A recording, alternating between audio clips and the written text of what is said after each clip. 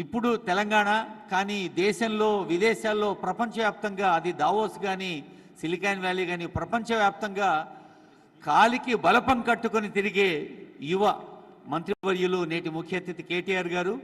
కాలికి బలపం అంటారు కానీ కాలికి బలపం కాదు, కాలికి మార్కర్ పెన్ పట్టుకొని తిరుగుతారు. Wear ever he goes he will keep his mark. అంటే పాదముద్ర వేసిన ప్రతి చోట పనిముద్ర ఫలితముద్ర వేసే నేటి ముఖ్య అతిథి కేటీఆర్ గారికి స్వాగతం పలుకుతూ, ఇప్పుడు రెసిడెన్స్ వెల్ఫేర్ అసోసియేషన్ ఈ సంకల్పాన్ని అద్భుతంగా తీసుకున్నారు. ఉద్యమే నహి సిద్ధ్యంతి నా కార్యాణి నా మనోరథ అన్నారు. ఇందాకే కృష్ణ గారు మాట్లాడుతూ మన తెలంగాణనే ఒక ఉద్యమాల స్ఫూర్తి అని, అలాంటి రెసిడెన్స్ వెల్ఫేర్ అసోసియేషన్ యొక్క సౌకర్యాల కోసం సౌలభ్యం కోసం వందలు వేలాది సంస్థలన్నీ కలిసి చేస్తున్న కార్యక్రమానికి బాధ్యత వహిస్తున్న సెక్రటరీ బిటి శ్రీనివాసన్ గారు స్వాగత వచనం పలికేందుకు ముందుకు రావాల్సిందిగా కోరుతున్నాను. శ్రీ బిటి శ్రీనివాసన్ వారికి ముందు ఈ కార్యక్రమాన్ని మరి కొన్ని గంటలుగా నిర్వహిస్తున్నారు సార్ మేజర్ శివకిరణ్ గారు. చాలామంది వారి అభిప్రాయాలు చెప్పారు, అభిప్రాయాలు రాసి కూడా డ్రాప్ బాక్స్లో వేస్తున్నారు. ఐ రిక్వెస్ట్ శ్రీ శివకిరణ్ గారు.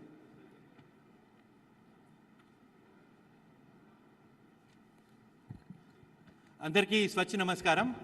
United federation of resident welfare association తరఫున మంత్రి కేటీ రామారావు గారికి ప్రత్యేక స్వాగతం. Sir, thank you for this huge opportunity and for your presence here. It's an overwhelming experience for us seeing a lot of RWAs, and you are accepting our invite and you are being here is a huge plus. Andarki KTR sir gurinchi telusu, and I just would like to mention 3 points, our interaction with him and about him. First, మాకు పరిచయం అయింది KT Ramarao sir 2016లో మా కాలనీకి వచ్చినప్పుడు చిన్న meeting. అప్పుడు Janardhan Reddy sir GHMC commissioner, without any patrol, without any security, just walked in the morning. ఒక 100 మంది కూడా లేరు. చాలా బాగా మాకు హైదరాబాద్ గురించి చెప్పి అండ్ దెన్ ఈ లెఫ్ట్. వెళ్ళిపోతున్నప్పుడు మా ఒక రెసిడెంట్ అడిగినారు, క్యా వా చీఫ్ మినిస్టర్ సాబ్ ఆయా క్యా అని అడిగినారు. He asked me whether the chief minister was here. That was the kind of response. ఇంకోటి ఇప్పుడే కృష్ణ గారు మాట్లాడుతూ కేటీఆర్ సార్ రెస్పాన్స్ గురించి మాట్లాడినారు. Probably is the only minister who has still the blue tick on his WhatsApp. చాలా మంది sir bureaucrats do not have the blue tick. మాకు తెలుస్తుంది మీరు చూస్తున్నారని, and I really hope that you are looking at our messages once in a while. ఆ blue tick option ఉంటే మాకు కొంచెం ధైర్యం వస్తుంది that the message has been seen. Thank you so much for that, sir. And third ఒకటి ఏమన్నారంటే, అప్పుడు అది ఎలక్ట్రిక్ వెహికల్స్ ర్యాలీ అయినప్పుడు హైదరాబాద్లో చాలా ట్రాఫిక్ ఇష్యూస్ కొన్ని అయినాయి. He was the only person maybe who came and said, expressed regret to the people of Hyderabad for causing discomfort. Thank you so much, sir, for being concerned about all of us. Sir, we have 3 or 4 small requests. మీరు ఎప్పుడు మాట్లాడుతుంటారు 3 I's గురించి. You talk of infrastructure, you talk of innovation, you talk of inclusiveness. ఇన్నోవేషన్లో ఆర్డబ్ల్యూఎస్ కొంచెం scope ఇస్తే will work with you. Infrastructure ఉంది కదా సార్, ఇన్నోవేషన్ అండ్ ఇంక్లూజివ్నెస్లో some more meetings with us will help us be empowered, and we would like to closely work with you. And sir, we would like also to thank you. What are the requirements of an RWA? Power, water, the basics are all with us. Koncham road condition is not all right. You are also aware of it. If that can be helped, will be far better. Inko chinna issue ఏమవుతుంది sir, RWA capacity building we don't seem to focus. Urban community development ఉంటుంది కానీ RWA as a middle class community, ఎందుకంటే మా కమ్యూనిటీలో senior citizens ఉన్నారు. Lot of in the development model, lot of our children are abroad. Today senior citizens are left, they fend for themselves. Families లాగా ఉంటాం కానీ అడగడానికి కొంచెం ఇబ్బంది అవుతుంది. అదే capacity building, we also have our differences within the ఆర్డబ్ల్యూఎస్. కొంతమంది కోర్టులోకి వెళ్ళినాము, ఇష్యూస్ అవుతున్నాయి. Some kind of play by the government to let's say come in and intervene and find solutions. So we feel we're like the directory principles of state policy to the constitution. అయితే అప్పుడు constitution directory principle state policy ఎట్లా ఉంటుందంటే, we are your moral compass. Governments ఏం చేస్తున్నాయి, how we can contribute. So that is what we're. We thank you for this opportunity sir. ఇక్కడ చాలా welfare అందరూ ఒక దగ్గరికి వచ్చినారు, and we wish you well. చాలాసార్లు ఇంతకుముందు మాట్లాడుతున్నప్పుడు ఒక యూఎస్ ప్లేన్ అడిగేది, ఎప్పుడు కూడా మనము దేశం మనకేం చేస్తున్నా అడగకుండా వాట్ వీ కెన్ డూ అన్నది. Instead of that we also should say what ఆర్డబ్ల్యూఎస్ కెన్ డూ. నార్మల్గా అనుకుంటాము, where there is a will there is a way, where there is a will there is a way, where there is no way there is RWA, is what we say, sir. If there's no way, we create a way. We again thank you for your presence, and it's wonderful to have you here, and we're all waiting to hear you, sir. Appadi nunchi andaru meeku chustunnaru. We would like you to speak. Major Shivakiran garu welcome address ki ధన్యవాదాలతో ఇప్పుడు అందరం లేచి నిలబడి జనని భారతికి ప్రార్థన చేద్దాం. Jana Gana Mana. I request the technical team to play. अधिनायक जय हे भारत भाग्य विधाता, पंजाब सिंध गुजरात मराठा द्राविड उत्कल बंगा, विंध्य हिमाचल यमुना गंगा उच्चल जलधि तरंगा, तव शुभ नामे जागे, तव शुभ आशीष मागे, गाहे तव जय गाथा, जन गण मंगलदायक जय हे भारत भाग्य विधाता, जय हे जय हे जय हे जय जय जय जय हे. ఇప్పుడు నిర్వాహక సంస్థ పక్షాన గౌరవనీయులైన ముఖ్య అతిథి గారిని స్వాగతిస్తారు. ఒక ప్లాంట్తో బిటి శ్రీనివాసన్ గారు, శివకిరణ్ గారు, మేడమ్స్.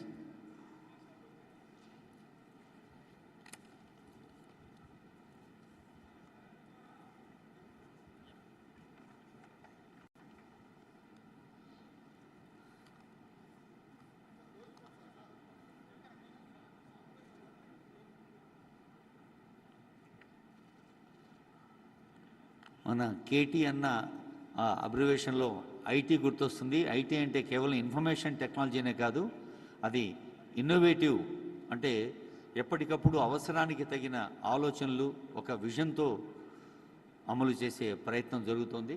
మరి సంస్థ పక్షాన స్వాగతించారు మంత్రి గారిని.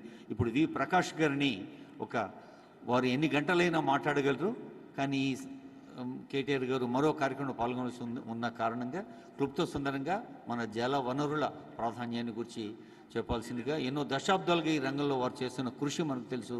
ఆచార్య జయశంకర్ గారి అలా ఎంతో మంది మేధావులతో కలిసి ముందుకు నడిచిన మిత్రులు ప్రకాష్ గారు. సభకు నమస్కారం. వేదిక మీద ఉన్న పెద్దలు, గౌరవ మంత్రివర్యులు శ్రీ కేటీఆర్ గారికి, ఈ కార్యక్రమాన్ని చాలా విజయవంతంగా నిర్వహిస్తున్న మేజర్ శివకిరణ్ అండ్ శ్రీనివాసన్ గారికి, నగరంలోని రెస్పాన్సిబుల్ రెసిడెంట్ వెల్ఫేర్ అసోసియేషన్ బాధ్యులకు, సభ్యులకు, సభలో ఉన్న ప్రతి ఒక్కరికి, వేదిక మీద ఉన్న పెద్దలకు పేరు పేరున హృదయపూర్వక నమస్కారాలు, అభినందనలు. తెలంగాణ రాష్ట్ర ఏర్పాటు 2014లో జరిగినప్పుడు మనందరికీ ఎన్నో అనుమానాలు, అపోహలు కలిగిన మాట వాస్తవం. దానికి కారణం ఏంటంటే, జస్టిస్ శ్రీకృష్ణ కమిటీ 2010లో ఇచ్చిన నివేదికలో హైదరాబాద్ తెలంగాణ క్యాపిటల్గా సపరేట్ అయినట్టయితే ఇక్కడ అలజడులు చెలరేగుతాయి, ఇక్కడ పెట్టుబడులు వెనక్కిపోతాయి, ఇక్కడ విద్యా సంస్థలన్నీ మూతపడతాయి, ఇక్కడ కరెంట్ ఉండదు, అంధకారం ఉంటుంది. అప్పటి ముఖ్యమంత్రి ఒక అడుగు ముందుకేసి కిరణ్ కుమార్ రెడ్డి గారు కరెంట్ తీగల మీద బట్టలు ఆరేసుకోవాలి, ఇక్కడ డ్రింకింగ్ వాటర్ సమస్య ఉంటుంది, తాగునీరు, ఇవన్నీ కూడా చాలా చాలా బెదిరింపులు, చాలా చాలా అపోహలు, అనుమానాలు మనలో రేకెత్తారు. కానీ ఏం జరిగింది? 2014 తర్వాత ఏనాడైనా మనకు ఆ భయాలు, అనుమానాలు నిజమైనాయా? అందరం కూడా స్వేచ్ఛగా ఉన్నాం, సంతోషంగా ఉన్నాం, సుఖశాంతులతో ఉన్నాం, ఎటువంటి సమస్యలున్నా పరిష్కరించుకుంటూ ముందుకెళ్తున్నాం. ఎటువంటి లా అండ్ ఆర్డర్ సమస్య కూడా రాలేదు. గవర్నర్ గారు చేతిలో పెట్టారు లా అండ్ ఆర్డర్ను 10 సంవత్సరాలు. 10 సంవత్సరాలు మరొక 6 నెలల్లో పూర్తవబోతున్నాయి. ఈ 9.5 సంవత్సరాల్లో ఒక్కటంటే ఒక్క ఎఫ్ఐఆర్ కూడా ఈ ప్రాంతీయ విభేదాలతోని నమోదు కాలేదు. కాబట్టి ఒక safe Hyderabad, lovable Hyderabad, livable హైదరాబాద్ని మనకు అందించిన కేటీఆర్ గారికి, కేసీఆర్ గారికి మనసారా మరొకసారి కృతజ్ఞతలు. గ్రేట్ పర్సనాలిటీ డెవలప్మెంట్ ట్రైనర్ శివకేర గారు ఒక మాట చెప్తారు, విజేతలు భిన్నమైన పనులు చేయరు, భిన్నంగా చేస్తారు. Successful people don't do different things but they do differently. కరెక్ట్గా ఆయన మాటలకు మనకు సజీవ సాక్ష్యంగా మన కేటీఆర్ గారు కనబడతారు, మన కేసీఆర్ గారు కనబడతారు. ఎందుకంటే అంతకుముందు హైదరాబాద్ ఎలా ఉంది, 2014 తర్వాత హైదరాబాద్ ఎలా ఉంది, ఒక రోజంతా చెప్పొచ్చు. కానీ నాకు ఇచ్చిన 5 నిమిషాల్లో నాకున్న ఈ జల వనరులకు సంబంధించి అంటే డ్రింకింగ్ వాటర్ కానీ డ్రైనేజ్ కానీ ఇక్కడున్న వెల్ఫేర్ అసోసియేషన్స్ వాళ్ళకి కన్సర్న్ ఉన్న సబ్జెక్ట్స్ ఆ రెండే కాబట్టి 2 నిమిషాలు వాటి మీద నేను మాట్లాడే అవకాశాన్ని తీసుకుంటాను. సో మనం చూసాం 2014లో మన మొత్తం నగరానికి ఆనాడున్న జనాభాకు దాదాపు 300 మిలియన్ గ్యాలన్ల లీటర్ మాత్రమే ఇచ్చేవారు, అది కూడా సరిపోకపోయేది. కానీ ఇవాళ మనం చూసినట్టయితే 563 మిలియన్ గ్యాలన్ల నీళ్లను పర్ డే ఇవ్వగలుగుతున్నారు. అన్ని రకాలుగా హైదరాబాద్ మెట్రో వాటర్ వర్క్స్ ఆ ప్రోగ్రెస్ని నమోదు చేయగలిగింది. దీనికి కారణం ఏంటంటే మనం కాళేశ్వరం ప్రాజెక్టును పూర్తి చేసుకొని ఎల్లంపల్లి ద్వారా మల్లన్న సాగర్, కొండపోచమ్మ సాగర్ ద్వారా ఆ గోదావరి నీటిని మనం హైదరాబాద్కు తీసుకొచ్చాం. ఇది ఇప్పుడే కాదు, రాబోయే 100 సంవత్సరాలకైనా కూడా డ్రింకింగ్ వాటర్ సమస్య లేని ఒకే ఒక్క నగరం భారతదేశంలో ఉందంటే అది 100 సంవత్సరాల తర్వాత ఒక హైదరాబాదే అని చెప్పి గర్వంగా మనం చెప్పుకోవచ్చు. మనకు అవసరమైన నీళ్లు హార్డ్లీ మనకు నెలకు ఒక 2 టీఎంసీలు ఇప్పుడు అవసరమవుతున్నాయి. కావాలంటే ఇంకొక 1 టీఎంసీలో 2 టీఎంసీలో మరొక 10-20 సంవత్సరాలకు అవసరమవుతాయి. అంటే 4 టీఎంసీలు పర్ మంత్ అంటే మనకు నెలకొక 40-50 టీఎంసీలు అయితే సరిపోతాయి.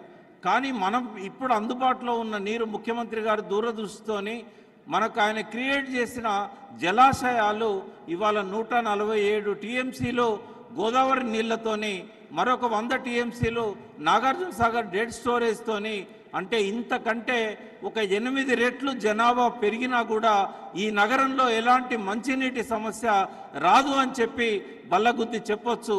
ఎవరైనా అనుమానాలు ఉండాల్సిన అవసరం లేదు. సో అటువంటి ఒక మంచినీటి వనరులను మనకు అందించారు ముఖ్యమంత్రి గారు. మీకు అందరూ తెలుసు, ఇవాళ ఔటర్ రింగ్ రోడ్ చుట్టూ కూడా రింగ్ బండ్ వేసి ఒక గ్రిడ్ క్రియేట్ చేస్తున్నారు. సుంకిశాల అని నాగార్జున సాగర్ దగ్గర నుంచి ఎప్పుడు అవసరమైతే అప్పుడు సాగర్ డెడ్ స్టోరేజ్ నుంచి కూడా తీసుకోవడానికి 2200 కోట్లతోని ఆ పనులు ప్రారంభించారు. సో ఇవాళ గోదావరి నీళ్లు తీసుకురావడంలో ఆనాటి ప్రభుత్వం గోదావరి నీళ్లు తేవాలనుకొని ఆ ప్రాజెక్టు మొదలుపెట్టినా కూడా వచ్చిన బాటిల్ నెక్స్ అనేటివి వాళ్ళు తొలగించలేకపోయారు. డిఫెన్స్ వాళ్ళతో సమస్యలు వచ్చాయి, రైల్వే వాళ్ళతో సమస్యలు వచ్చాయి. దీన్ని ఎవరో పరిష్కరించలేదు. మన ముఖ్యమంత్రి గారు కేసీఆర్ గారు స్వయంగా ఒక్కొక్క సమస్యను అడ్రస్ చేసి రైల్వే వాళ్ళతోని, డిఫెన్స్ వాళ్ళతోని అందరితో మాట్లాడి రికార్డ్ టైంలో గోదావరి నీటిని మనకు అందించారు అపర భగీరథుడైన మన ముఖ్యమంత్రి గారు. అదేవిధంగా నగరానికి నీళ్లు తేగలిగాం, కానీ మన నగరంలో నీళ్లను ఎట్లా మనం పంపిణీ చేయాలా, ఈ విషయంలో కేటీఆర్ గారు తీసుకున్న శ్రద్ధ కానీ వారి పట్టుదల కానీ వారి కృషి కానీ అభినందనీయం. ఇవాళ మనం ఉన్న ఈ ప్లేస్ నుంచి ఇదే విస్పర్ వ్యాలీ, ఇదే JRC ఫంక్షన్ హాల్ దగ్గర నుంచి మైండ్ స్పేస్ ద్వారా ఇవాళ గచ్చిబౌలి దగ్గరికి 20 మిలియన్ గ్యాలన్ల నీరు ప్రతిరోజు సరఫరా కాగలిగిన అతిపెద్ద పైప్ లైన్ నిర్మాణం వారి దూరదృష్టితో జరిగింది. ఇవాళ ఫైనాన్షియల్ డిస్ట్రిక్ట్ కానీ, గచ్చిబౌలికి కానీ, IT కారిడార్కి కానీ ఎక్కడ కూడా మంచినీటి సమస్య లేకుండా వారు చేయగలిగారు. ఇవాళ కేవలం సంపన్నులకు, ధనవంతులు, IT కారిడార్లకే కాకుండా ఇవాళ స్లమ్స్లో కూడా ప్రతి ఒక్క కుటుంబానికి 20 కిలోలీటర్ల నీటిని ఉచితంగా అందిస్తున్నారు. మనకు ఎటువంటి మంచినీటి సమస్య లేదు. మనకున్న సమస్య అంతా డ్రైనేజ్ సమస్య. ఈ డ్రైనేజ్ సమస్య గురించి మనం చూసాం. 2016లో 2020లో మన క్లౌడ్ బర్స్ట్ అయినాయి. ఈ క్లౌడ్ బర్స్ట్ ఎందుకైతే అని చెప్పడానికి ఒక్క నిమిషం నేను అట్మాస్ఫియరిక్ రివర్స్ అనే దాని గురించి నేను మాట్లాడతాను. అట్మాస్ఫియరిక్ రివర్స్ అంటే మనము ఇక్కడ నుంచి కాలుష్యం ఏదైతే మనం పంపిస్తున్నామో, అంటే ఈ భూమి మీద ఒక్క హైదరాబాదే కాదు, ముంబై కానీ ఇతర రాష్ట్రాలు కానీ ఈ దుమ్ము కానీ కాలుష్యం కానీ ఒక లేయర్గా ఆకాశంలో ఫామ్ అయి ఆ పొగ తర్వాత కెమికల్స్తోని లేయర్గా ఫామ్ అవుతున్నాయి. వాటి మీద వాటర్ స్టోర్ అవుతుంది. ఆ బరువుకు కిందికి తగ్గి తగ్గి తగ్గి తగ్గి భూమి వాతావరణంలోకి వచ్చినప్పుడు ఆ రివర్స్ బ్లాస్ట్ అవుతున్నాయి. ఇవాళ అమెజాన్ రివర్ కంటే కూడా ఎక్కువ నీటి పరిమాణాన్ని ఈ క్లైమేట్లో ఈ అట్మాస్ఫియరిక్ రివర్స్ కలిగి ఉంటున్నాయని చెప్పి కాలిఫోర్నియాలో ఎన్విరాన్మెంటలిస్టులు ప్రకటించారు. ఇవి ఎటువంటి అంటే బాంబేలో పొల్యూషన్తో ఫామ్ అయిన ఆ క్లౌడ్ ఆ గాలితోని హైదరాబాద్కి వచ్చి ఇక్కడ బరస్ట్ అవుతుంది. ఎక్కడో చైనాలో క్లౌడ్ స్టార్ట్ అయితే అది కాలిఫోర్నియాలో బర్స్ట్ అవుతున్నది. సో ఇదంతా తగ్గాలంటే మనం గ్లోబల్ వార్మింగ్ గురించి సీరియస్గా తీసుకోవాలి. మన ప్రభుత్వం అందుకే ఇవాళ లంగ్ స్పేస్ క్రియేట్ చేయడమే కాకుండా ఫారెస్ట్ కవర్ని 17% నుంచి 24% తీసుకెళ్ళింది. 100కు పైన ఫారెస్ట్ పార్కులను మనకు సమీప దూరంలో క్రియేట్ చేసింది. ఇక ఫ్లడ్స్ వచ్చినప్పుడు మనము నివారించాలంటే దానికి ఒక అద్భుతమైన కార్యక్రమాన్ని కేటీఆర్ గారు ప్రారంభించారు. స్ట్రాటజిక్ నాలా డెవలప్మెంట్ ప్రోగ్రామ్ SNDP అని చెప్పి. ఈ ప్రోగ్రాం ఎందుకు అవసరమైందంటే హైదరాబాద్ చుట్టూ గతంలో 800కు పైన చెరువులు ఉండేది. కేవలం GHMC పరిధిలోనే 400 వరకు చెరువులు ఉండేది. ఈ చెరువులన్నీ తగ్గి ఇవాళ 285 చెరువులు అధికారికంగా మనము ధృవీకరించాం. ఈ చెరువులను కాపాడుకోవడానికి మొట్టమొదటిసారి రాష్ట్ర ప్రభుత్వం FTL అని ఫిక్స్ చేసింది. ఇక్కడ సమస్య ఏంటంటే ఈ గొలుసు చెరువుల్లోని గొలుసులన్నీ ఆక్రమణకు గురైనాయి. వర్షపు నీరు పోయే స్ట్రెయిన్ వాటర్ డ్రైన్స్ కూడా అవి కబ్జాలకు గురైనాయి, లేదా నగర విస్తరణ లోపల రోడ్ల విస్తరణలో కలిసిపోయి డ్రైనేజీలుగా మారిపోయినాయి. మరి ఇటువంటి వాటిని ఎట్లా సరిచేయాలని చెప్పి ఎంతో దూరదృష్టితోని విఘ్నతతోని కేటీఆర్ గారు తలపెట్టిన ప్రోగ్రామే 885 కోట్లతోని ఈ స్ట్రాటజిక్ నాలా డెవలప్మెంట్ ప్రోగ్రాం. ఇందులో ఏం చేశారు వారంటే అటు ఫాక్స్ సాగర్, ఎప్పుడు సిటీలో వరద కారణమయ్యేది ఫాక్స్ సాగర్ నుంచి ఇటు రాజేందర్ నగర్ దాకా అటు రామంతపూర్ దాకా ఈ గొలుసులన్నింటినీ కూడా రివైవ్ చేయగలిగారు. అన్ని చెరువులకు స్లూయిస్లను పునర్నిర్మించారు. అన్ని చెరువుల్లో అలుగులను మళ్ళీ సక్రమంగా పోయేటట్టు చేశారు. వారు చేపట్టిన ఈ కార్యక్రమం దిగ్విజయంగా నడుస్తున్నది. ఇప్పటికి 70-80% పూర్తయింది. మరొక 20% పూర్తి కావడానికి కొంత సమయం పడుతుంది. దాని ఫలితాన్ని కూడా మనం చూసాం. 2016లో వరదలు వచ్చినప్పుడు, 2020లో వరదలు వచ్చినప్పుడు జన నష్టం జరిగింది. అనేక ప్రాంతాలు జలమయమైనాయి. కానీ ఇప్పుడు ఎక్కడ కూడా ఒక్కరోజు కనీసం వరద నీరు నిల్వ ఉండే పరిస్థితి లేకుండా కేటీఆర్ గారు అద్భుతంగా చేయగలిగారు. సో ఇటువంటి అద్భుతమైన పనులు చేస్తున్నాం కాబట్టే ఆశీర్వదించమని ఇవాళ మేము ముందుకొచ్చి అడుగుతున్నాం. మంచి పనులు చేశాం.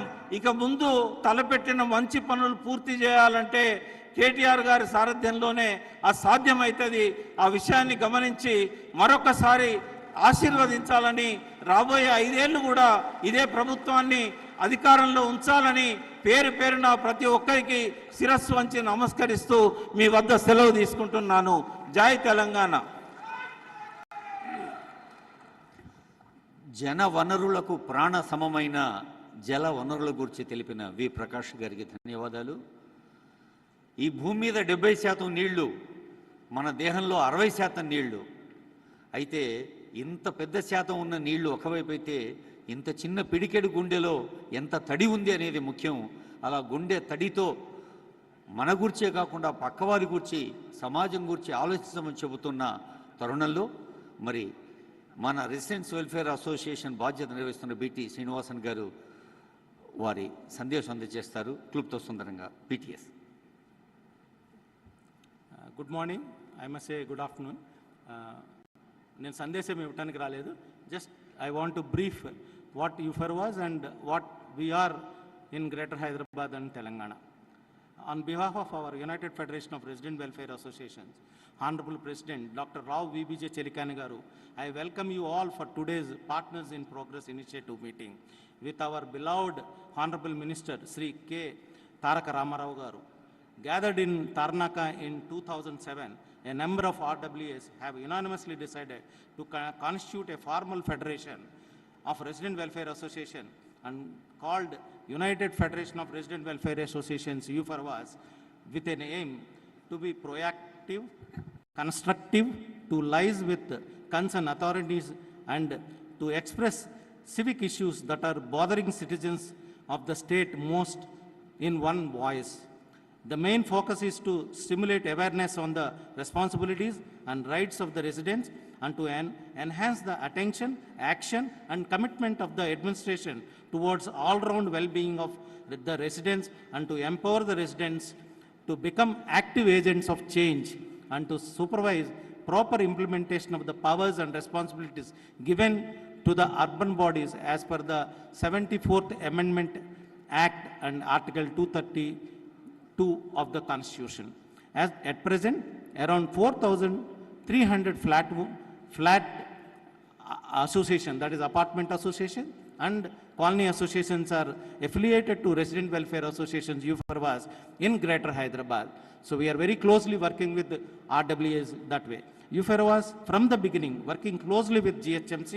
UFRWAs involved in resolving various civic issues and also in development initiatives like Swachh Hyderabad, Haritaharam, RERA bill enactment in Parliament, Railway Development Project, extending support to local administration in COVID pandemic management, Army roads closure issue, and other major civic issues. In the year 2012, UFR was for the first time in India hosted a national conference of resident welfare association in Hyderabad. This conference was attended by a number of RWAs from most of the states and formed a national apex body of RWAs called Confederation of Resident Welfare Associations, CORWA. Since then, every year, a national conference of RWAs happening in one of the major cities in India. Our next national conference is scheduled for 2 days on 25th and 26th of November, that is this month, in Bangalore. Thank you for giving this opportunity. Especially ఇక్కడికి వచ్చిన RWAs అందరికీ కూడా స్వాగతం. KTR గారు ఇక్కడ ఈ అవకాశం మనకి ఇచ్చినందుకు చాలా thank you sir for his time. ఎందుకంటే చాలా టైట్ షెడ్యూల్లో ఉన్నారు ఆయన, పోల్ షెడ్యూల్లో. రెండోది పొలిటికల్ పార్టీగా BRS పార్టీకి మేము ఒక రిప్రజెంటేషన్ ఇచ్చాం UFRWAS నుంచి. ఏమనంటే, సార్ మీరు ఈ 5 ఏళ్ళలో ఏం చేశారు, మీ పార్టీ విజన్ ఏంటి ఫర్ RWAs సిటిజన్స్కి అని అడిగితే he said, you have a meeting, I will come and attend that meeting and address you all. Thank you sir, thank you all. Thank you Birthi Srinivasan గారు. ఇందాకే అనుకున్నాం మన వ్యక్తిగత పనులకి కుటుంబ పనుల కోసమే టైం సరిపోయిన రోజుల్లో 45 ఏళ్లుగా ఇలా జనావాసాల కోసం నివాసితుల కోసం కృషి చేస్తున్న అమ్మ గీతమ్మ 2 నిమిషాలు మాట్లాడతారు. 45 ఏళ్ల కృషిని 2 నిమిషాల్లో చెప్పడం అంటే ఏనుగును చెంబులో దించటం. అమ్మ అందుకు సమర్థురాలు. ధన్యవాదాలండి. నా చిన్నప్పుడు మా అమ్మ నన్ను గీతమ్మ అని పిలిచేది. Today he has called me that. Sorry. We're all using the word, the acronym RWAs very freely, but there was an origin of this. Antamundu, when I first started this activity, there were youth associations, cooperative societies, housing societies, but nothing else. Whereas మా చుట్టూ పరిసరాల్లో కొంత శుభ్రత అన్నీ కావాలంటే I had to write some letters. I didn't know in what way to write it. Some youth association in our colony gave me some sheets of letterhead saying, "Idi vadukomannaru." When I went with those to the municipal office, then Municipal Corporation of Hyderabad, they said, "Idi pettukuni meer em sadhistarandi" annaru. So I immediately then and there coined the word Methodist Colony Welfare Association. I went back home, retyped the letters on an old typewriter, and from there began the journey. In one decade, 94 to 2004, we made a booklet, The Decade of Development, starting with basics, roads, footpaths, street lights. We tried to cover everything. Slowly we became ambitious. 5 ఏళ్లలో we realized we have open spaces. ఇవన్నీ కబ్జాదార్ చేతుల్లో పోకూడదని చెప్పి we approached again the municipal corporation and we could salvage 4 parks which are even today iconic in the city. We have a park with neem trees which are more than 100 years old, 3 of them. We have another park with natural rock formations, the Rock Park. And we have 2 spaces for our children to play. In fact, it is with pride, KT Ramarao garu visited our Neem Park in the same meeting that was mentioned earlier. He came unannounced. We were totally unprepared. He asked me one question that day. I don't know if he remembers it. He asked, "How did you protect this park? Or how did you prevent it from getting encroached?" I said, "It's a very good question, but the job was already done, and even today, we have fought many attempts to make structures, destroy the park in multiple ways, and we have succeeded. RWAs are the face of the communities, whether it's apartment or a gated community or a building or a colony.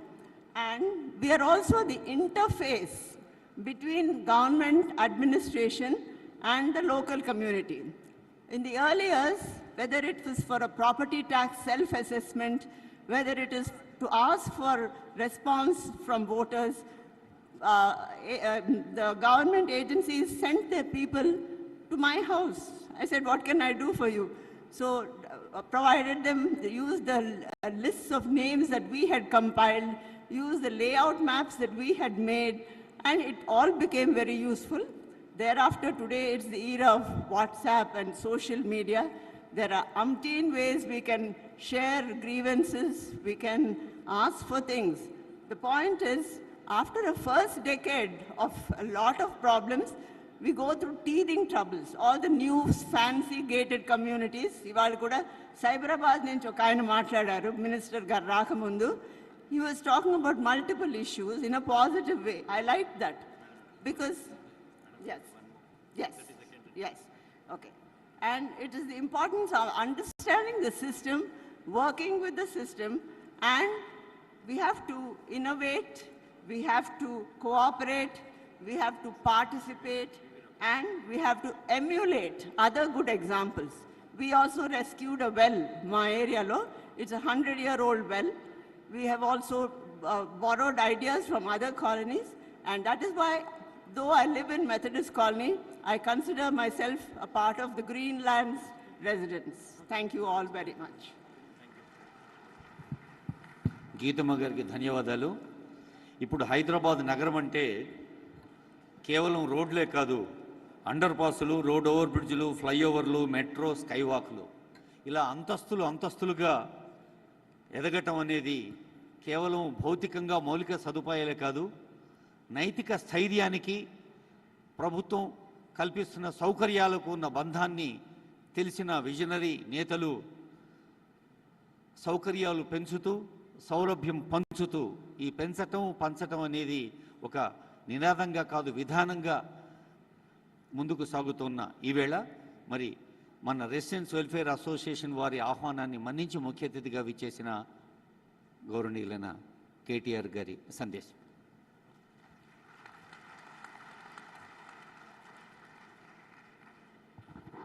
అందరికీ నమస్కారం.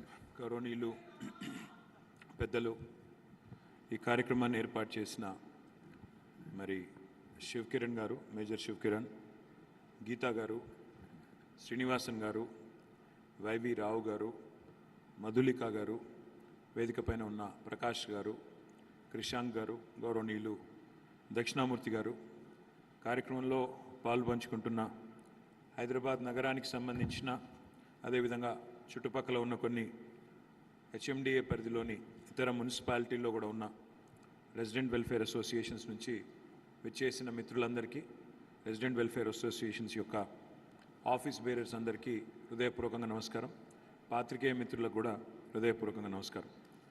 మరి ఇప్పటిదాకా ఏ విషయాల్లో ఇప్పటిదాకా ప్రసంగించిన వక్తలు మాట్లాడారు అంటే, నాకు ఒక నోటు కూడా శ్రీనివాసన్ గారు ఇచ్చారు, శృతి గారు ఇచ్చారు. ముఖ్యంగా చెరువులు, వాటి సంరక్షణ, చెరువుల్ని ఎంక్రోచ్మెంట్ కాకుండా, అందులోకి సెవరేజ్ రాకుండా కొన్ని చేశారు, ఇంకా చేయండి అనేది ఒకటి చెప్పారు. తర్వాత రెసిడెంట్ వెల్ఫేర్ అసోసియేషన్లకి ఒక 2010 చట్టం ప్రకారం ఒక చట్టబద్ధత ఉంది. దాన్ని రిజిస్ట్రేషన్లో కొన్ని ఇన్కన్సిస్టెన్సీస్ ఉన్నాయి, దాన్ని కన్సిస్టెంట్గా ఉండేటట్టు చేయండి అని చెప్పారు. అదేవిధంగా ప్రాపర్టీ ట్యాక్స్ విషయంలో కూడా కొన్ని అనామలీస్ ఉన్నాయి, వాటిని కూడా కరెక్ట్ చేయండి అంటూ చెప్తున్నారు. తర్వాత ట్రాఫిక్ ఇష్యూస్ కూడా, అంటే స్టాగర్డ్ ట్రాఫిక్ మేనేజ్మెంట్ చేస్తే బాగుంటుంది. ట్రాఫిక్ ఇష్యూస్ కూడా ఒకటేసారి పీక్ టైమ్స్లో, ముఖ్యంగా శేర్లింగంపల్లి ఇంకా ఇతరత్ర ఏరియాస్లో విస్తృతమైన ట్రాఫిక్ ఇష్యూస్ ఉన్నాయి, దాన్ని కూడా స్టాగర్ చేయండి అని చెప్పారు. అంతోపాటు కన్స్ట్రక్షన్ అండ్ డెమోలిషన్ వేస్ట్, భవన నిర్మాణ శిథిలాలు వ్యర్థాలు రోడ్ల మీద ఉన్నాయి, వాటిని కూడా తొలగించాలి, ఒక డ్రైవ్ చేయాలి. పార్కులు, ముఖ్యంగా నైబర్హుడ్ పార్క్స్, వాటి మెయింటెనెన్స్, వాటికి సంబంధించి రోడ్స్ మీద పార్కింగు, తర్వాత కొన్ని లింక్ రోడ్లు చేశారు. కాకపోతే ఇది నాకు తెలిసి శ్రీనివాసన్ గారు రాసింటారు, లేదంటే మేజర్ శివకిరణ్ రాసింటారు. హైదరాబాద్ వైపు, పశ్చిమ హైదరాబాద్లో చాలా చేశారు, కానీ సికింద్రాబాద్ వైపు కూడా చేయాలి అని చెప్పి నార్త్ ఈస్టర్న్ సికింద్రాబాద్ అని ప్రత్యేకంగా రాశారు. అందుకే మీరే, I'm sure it must be you. తర్వాత పబ్లిక్ ట్రాన్స్పోర్టేషన్ పెంచాలి, మెట్రో ఇంకా బస్సెస్ కూడా పెంచాలి ఓవరాల్ సిటీలో అనేది. నాయిస్ పొల్యూషన్ అరెస్ట్ చేయడానికి తీసుకోవాల్సిన చర్యలు, సివరేజ్ మరియు drainage infrastructure, flood management, stray animals problem ఏదైతే ఉందో, వీధి కుక్కలు స్వైర విహారం చేస్తున్నాయి, దాన్ని అరికట్టాలి. అదేవిధంగా వేస్ట్ మేనేజ్మెంట్ని ఇంకా ఇంప్రూవ్ చేయాలి. ఈ పొలిటీషియన్స్ కట్టే ఫ్లెక్సీల విషయంలో కూడా రాశారు. ఫ్లెక్సీలను కూడా మాకు అవరోధంగా ఉన్నాయి, తొలగించాలి. Bus bays, lane protection, flooding, dump yards, drinking water, slum areas development, అదే మాదిరిగా లేక్ అవేర్నెస్ కూడా పెంచాలి అనేది మొత్తంగా ఇప్పుడు దాకా జరిగిన చర్చలో సారాంశం. నాకు చెప్పింది ఏంటంటే ఇవన్నీ కూడా అడ్రస్ చేయాల్సిన అంశాలని చెప్పారు. దాంతోపాటు ఆర్డబ్ల్యూఎస్ రిప్రజెంటేషన్ కూడా పెంచాలి వార్డు కమిటీల్లో. సివరేజ్ ట్రీట్మెంట్ ప్లాంట్స్ ఇప్పుడు జిహెచ్ఎంసీ పరిధిలో కంప్లీట్ చేశారు, హెచ్ఎండిఏ లిమిట్స్లో మీరు యాడ్ చేయాలి, మున్సిపాలిటీస్ లిమిట్లో. ప్రాపర్టీ ట్యాక్స్ని కూడా యూనిఫామ్ చేయండి. ఇది స్థూలంగా రెసిడెంట్ వెల్ఫేర్ అసోసియేషన్స్ నుంచి వచ్చిన సలహాలు, సూచనలు. నాకు తెలిసి కొన్ని సజెషన్ బాక్సెస్ కూడా ఉన్నాయి. ఎన్నికల సమయం కాబట్టి నేను ఒక్కొక్కరితో వ్యక్తిగతంగా సంభాషించలేకపోవచ్చు, ఒక్కొక్క అసోసియేషన్తో కూర్చోలేకపోవచ్చు, ఎందుకంటే ఒక మీటింగ్ నుంచి ఇంకో మీటింగ్కు పరిగెడతాం. కాబట్టి నేను శివకిరణ్ గారిని, శ్రీనివాసన్ గారిని అడిగింది ఏంటంటే, మీరు సజెషన్స్ అన్నీ కంపైల్ చేసి నాకు ఇవ్వండి. డిసెంబర్ 3 తర్వాత ఎట్లాగో మళ్ళీ మేమే గవర్నమెంట్లో ఉంటాం కాబట్టి మేమే చేస్తామని చెప్పాను. నాకు అనుమానం ఏం లేదు. మీ అందరి బాగా పనిచేసిన ఏ గవర్నమెంట్ అయినా, బాగా పనిచేసిన ఏ సంస్థనైనా ప్రజలు వదులుకోరు. ఆ విషయంలో నాకు విశ్వాసం ఉంది.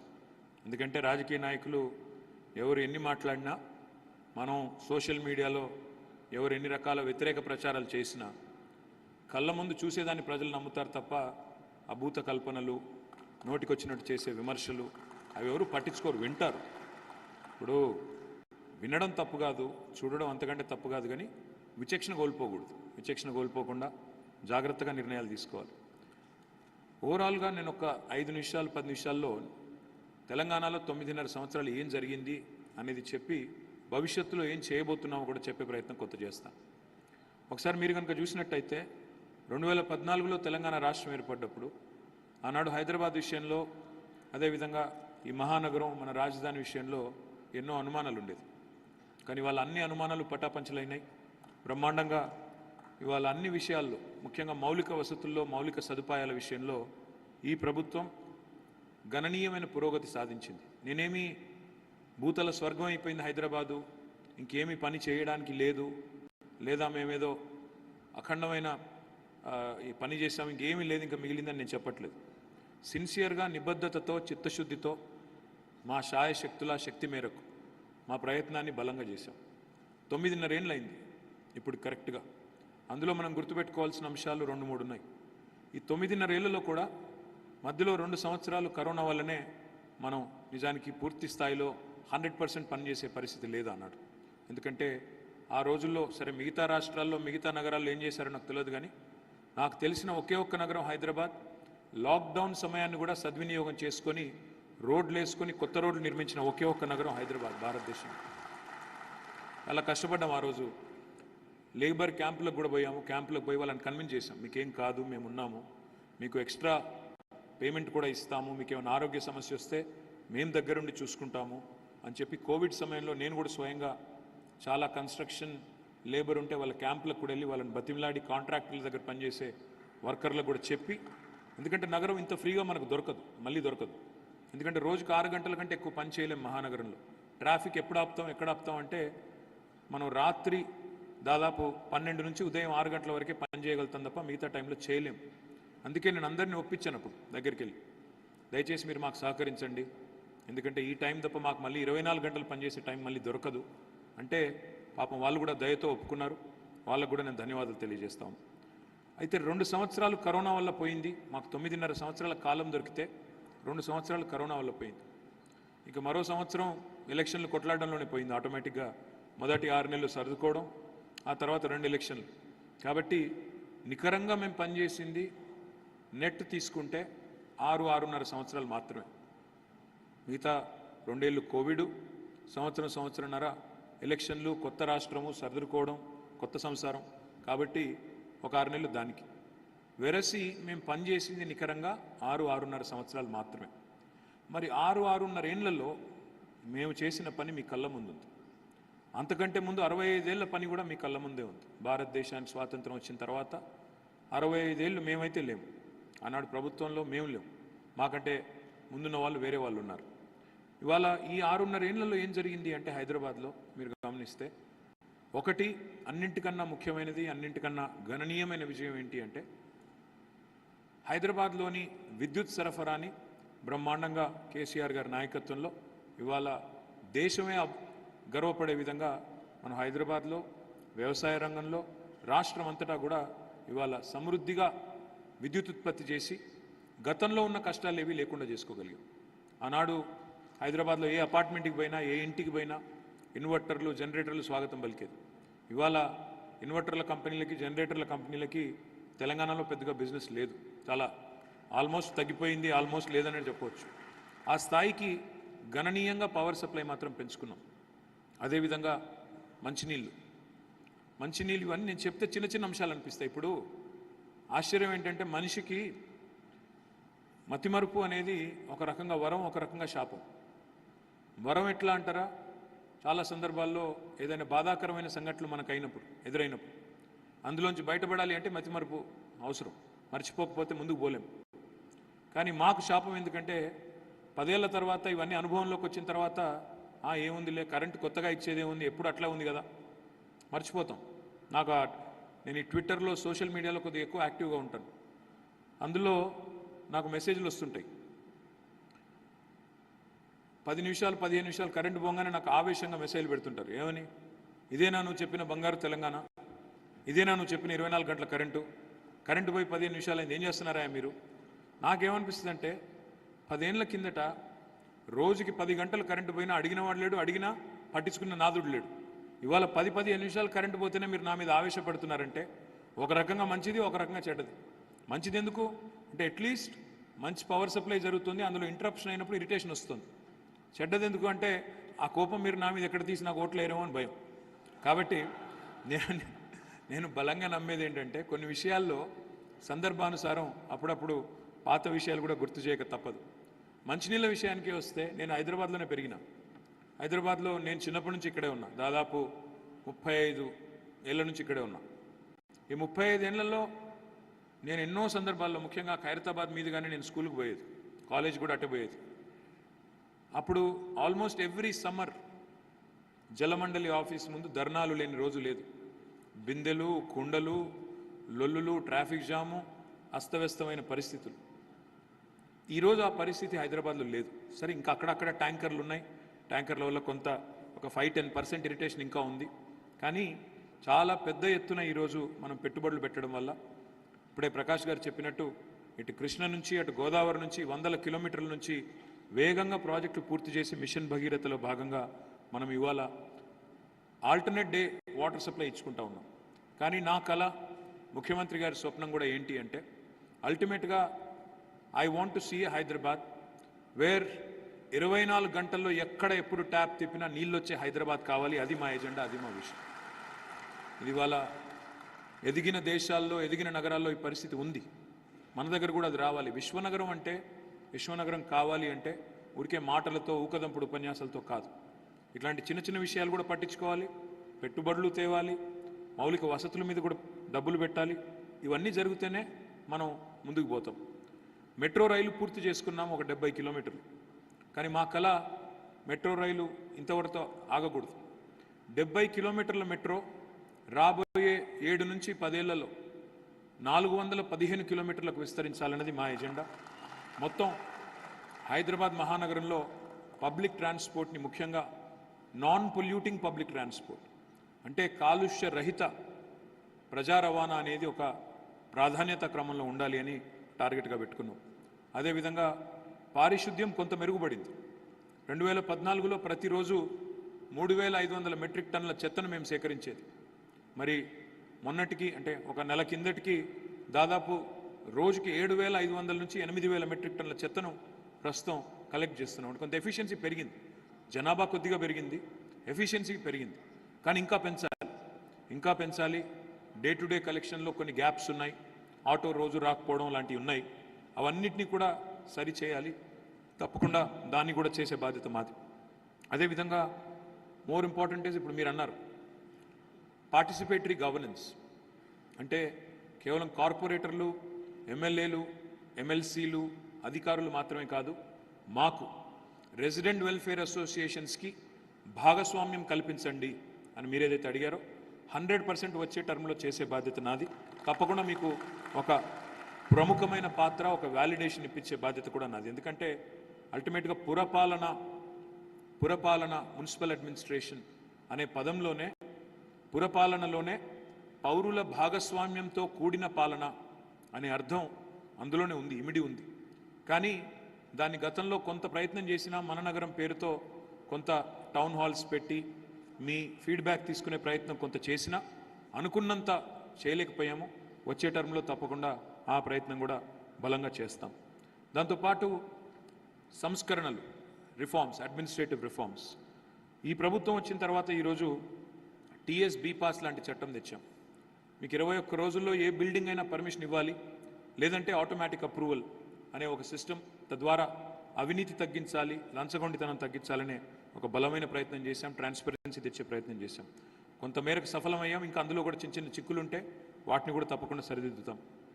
హైదరాబాద్ మరి మీరు చాలామందికి తెలియకపోవచ్చు, ఇది 100% సివరేజ్ ట్రీట్మెంట్ కెపాసిటీ అయిన ఒకే ఒక్క నగరం భారతదేశంలో ఈరోజు మన హైదరాబాద్ మాత్రమే. 100% సివరేజ్ ట్రీట్మెంట్. మొన్ననే అక్టోబర్ మాసానికి ప్రాజెక్టులన్నీ పూర్తయినాయి. ఎలక్షన్ కోడ్ రావడం వల్ల మనం స్టార్ట్ చేయలేదు. తప్పకుండా డిసెంబర్ 3 తర్వాత వాటన్నిటిని కూడా లాంచ్ చేస్తాము. 100% సివరేజ్ ట్రీట్మెంట్ అంటే మన నగరంలో రోజు ఉత్పత్తి అయ్యేది 2000 MLDల 2000 million litres per day sewerage. ఈరోజు మన కెపాసిటీ కూడా మనం దాదాపు 100% సివరేజ్ ట్రీట్మెంట్ కెపాసిటీ పెంచుకున్నాము. అన్ని ప్లాంట్స్ కూడా దాదాపుగా పూర్తయినాయి.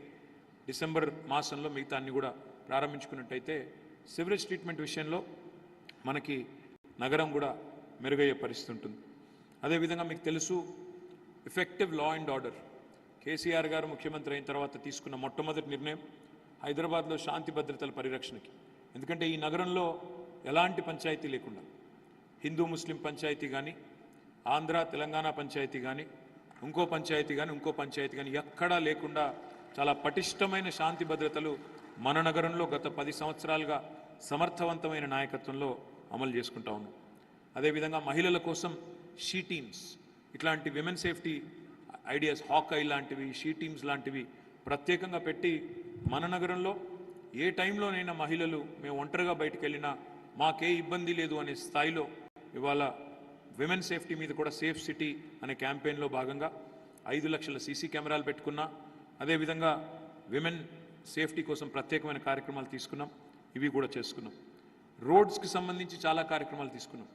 మనం ఎస్ఆర్డిపి అయితే మీకు తెలుసు, ఇవాళ నగరంలోని ప్రతి మూలకి మీరు ఎక్కడికి వెళ్ళినా మీకు ఎస్ఆర్డిపి యొక్క ఫలితాలు కనబడతాయి. మీరు సికింద్రాబాద్ వైపు వెళ్తే అక్కడ కూడా మీకు మరి రైల్వే అండర్ పాస్లు, అదేవిధంగా రైల్వే ఓవర్ బ్రిడ్జ్లు అక్కడ కూడా కడుతున్నాం. అదే మాదిరిగా మీరు మల్కాజ్గిరి వైపు వెళ్తే ఎప్పటి నుంచో మీకు కలగా ఉన్న ఈస్ట్ ఆనంద్బాగ్ లాంటి ఆర్యూబీలు కూడా పూర్తి చేసుకున్నాం. ఉప్పల్ వైపు వెళ్తే అక్కడ కూడా చెర్లపల్లిలో కూడా ఆర్యూబీ పూర్తి చేసుకున్నాం. ఎల్బీ నగర్ అయితే జంక్షన్ మొత్తం ఎట్లా మారిందో మీకే కనబడుతోంది. నాగోల్ కానీ, ఎల్బీ నగర్ కానీ, బైరామల్ కూడా కానీ మీ కళ్ళ ముందే కనబడుతోంది. ఓల్డ్ సిటీలో కూడా ఇవాళ మలక్పేట్ కానీ, బహదూర్పురా కానీ, ఫలక్నుమా కానీ, శాస్త్రీపురం కానీ ఆ ప్రాంతం కూడా ప్రతి చోట మనం ప్రాజెక్టులు తీసుకున్నాం. కొన్ని పూర్తయినాయి, కొన్ని అవుతున్నాయి. అదేవిధంగా శేర్లింగంపల్లి, కూకట్పల్లి అయితే మీకు చెప్పాల్సిన అవసరం లేదు. బహుశా నగరంలోనే అత్యధికంగా ఎస్ఆర్డిపి ఎక్కడ జరిగింది అంటే కూకట్పల్లి, శేర్లింగంపల్లి అండ్ కుత్బుల్లాపూర్ అని చెప్పక తప్పది. 3 చోట్ల అత్యధికంగా చేసింది 3 చోట్ల.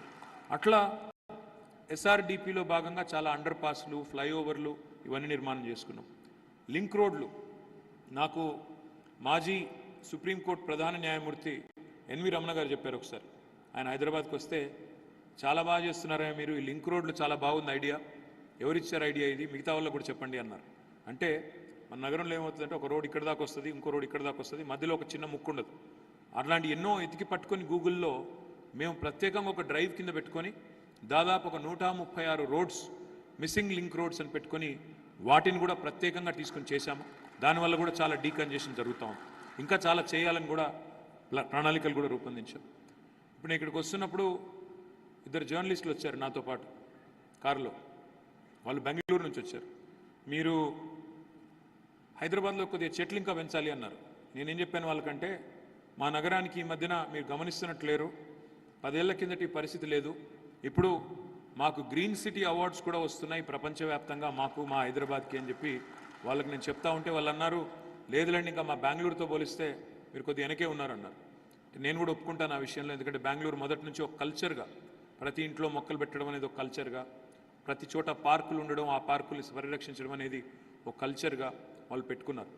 నేను కూడా వచ్చే టర్మ్లో నేను అనుకునేది ఏంటంటే, జిహెచ్ఎంసీకి ఒక కమిషనర్ ఉంటే సరిపోదు, ఇంకో 2 అడిషనల్ స్పెషల్ కమిషనర్స్ కూడా కావాలి. ఒకరు కంప్లీట్గా పార్క్స్ అండ్ గ్రీనరీ మీద, ఒకరు లేక్స్ మీద మరొకరు. ఈ 2 స్పెషల్ కమిషనర్స్ కూడా లేక్స్, చెరువులు, వాటర్ బాడీస్ మీద ఒకరు, రెండవది parks and greenery.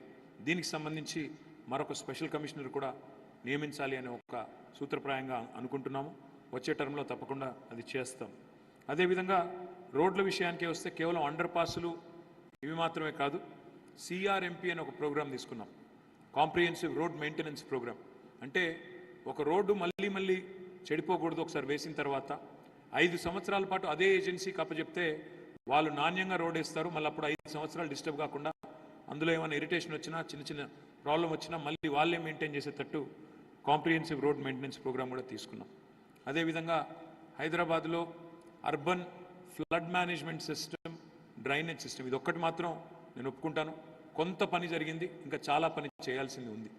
Hyderabad drainage సిస్టమ్ని, హైదరాబాద్లోని ఫ్లడ్ మేనేజ్మెంట్ సిస్టమ్ని తప్పకుండా ఆధునీకరించాల్సిన అవసరం ఉంది. దానికి దాదాపు 15 నుంచి 20 వేల కోట్ల దాకా ఖర్చు అవుతుంది. మొత్తం హైదరాబాద్ అంతా కూడా శివారు ప్రాంతాలతో సహా కలిపితే దాన్ని కూడా వచ్చే టర్మ్లో ప్రాధాన్యత కింద తీసుకొని చేస్తామని చెప్పి కూడా నేను మీ అందరికీ హామీ ఇస్తా ఉన్నాను. అదేవిధంగా వారసత్వ సంపద, హైదరాబాద్కున్న గొప్పతనం ఏంటంటే మన నగరానికి చారిత్రకంగా కూడా గొప్ప పేరుంది. చారిత్రక కట్టడాలు ఎన్నో ఉన్నాయి, హెరిటేజ్ స్ట్రక్చర్స్ ఎన్నో ఉన్నాయి. వాటిలో కొన్నింటిని పునరుద్ధరించగలిగాం. కులీ కుతుబ్షాహీ టూమ్స్ కానీ, మొజంజాహీ మార్కెట్ కానీ, గుల్జార్ హౌస్ కానీ, అదేవిధంగా ఇంకా ఇతర కొన్ని కూడా, మౌలాలి కమాన్ కానీ, ఇట్లా కొన్నిటిని పరిరక్షించుకున్నాము. కానీ అల్టిమేట్గా నా డ్రీమ్ ఏంటంటే హైదరాబాద్కి యునెస్కో వరల్డ్ హెరిటేజ్ సిటీ అనే ట్యాగ్ తేవాలి, అనే ఒక హోదా సంపాదించాలి. హైదరాబాద్ కూడా ఒక చారిత్రక నగరంగా తనకున్న ప్రత్యేకతను కాపాడుకుంటూనే కొత్త హైదరాబాదు ఉండాలి, పాత హైదరాబాద్ను కూడా పరిరక్షించాలి.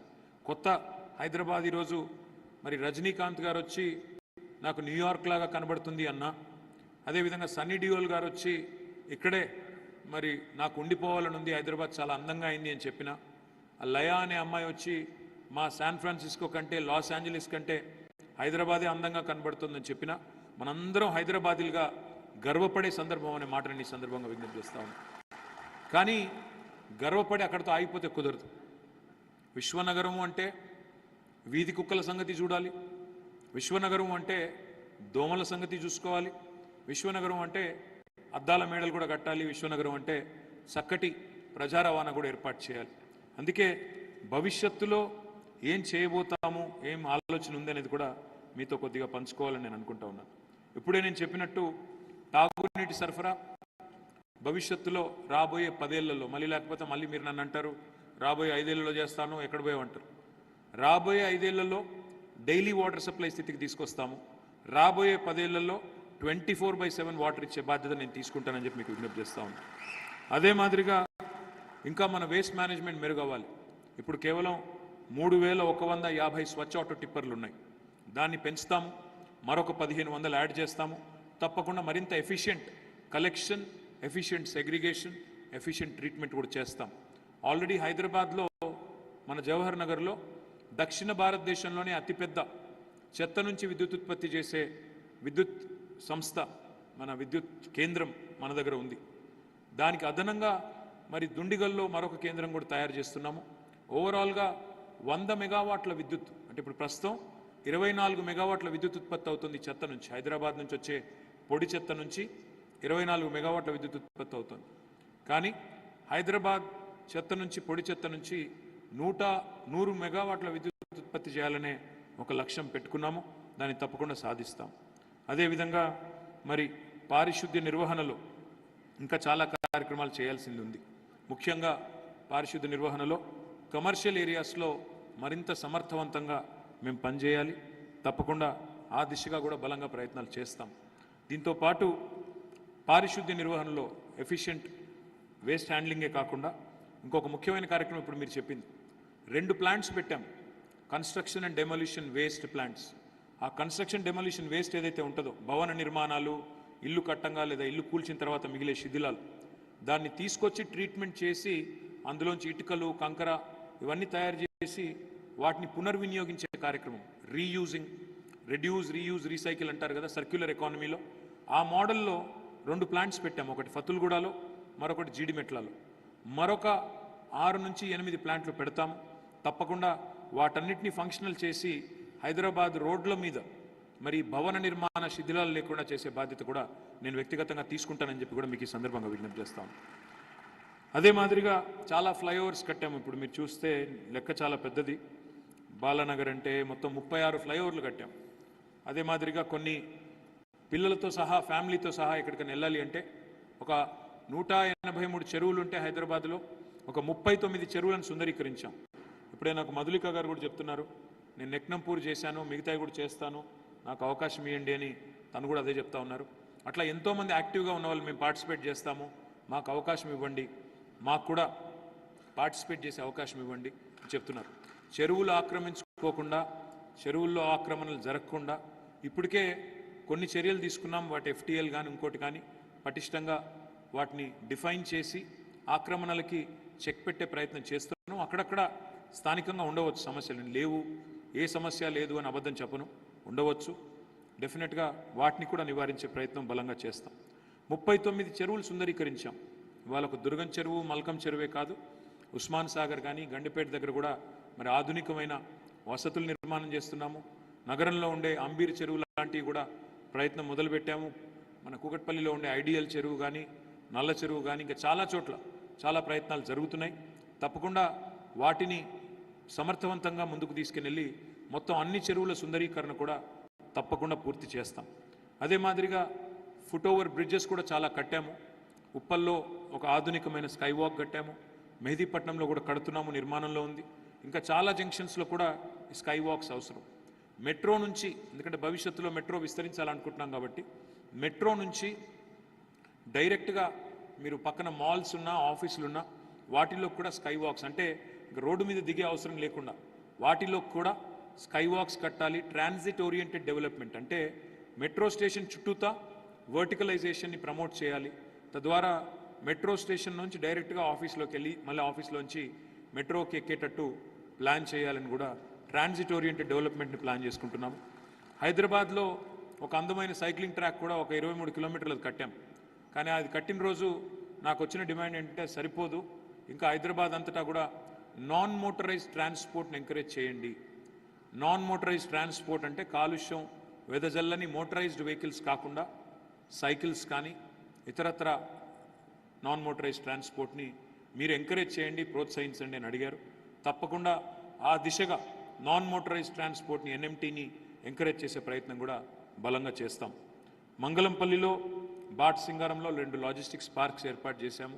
ప్రైవేట్ రంగంలో చాలా వచ్చినాయి, కానీ హైదరాబాద్ చుట్టూ ఎందుకంటే మ్యానుఫ్యాక్చరింగ్ యాక్టివిటీ పెరుగుతోంది, పరిశ్రమలు పెరుగుతున్నాయి కాబట్టి మరిన్ని లాజిస్టిక్స్ పార్క్స్ కూడా ఏర్పాటు చేయాలని ఆలోచన చేస్తున్నాము. దాదాపు ఒక 10 నుంచి 12 కొత్త లాజిస్టిక్స్ పార్క్స్ కూడా టేకప్ చేస్తాం.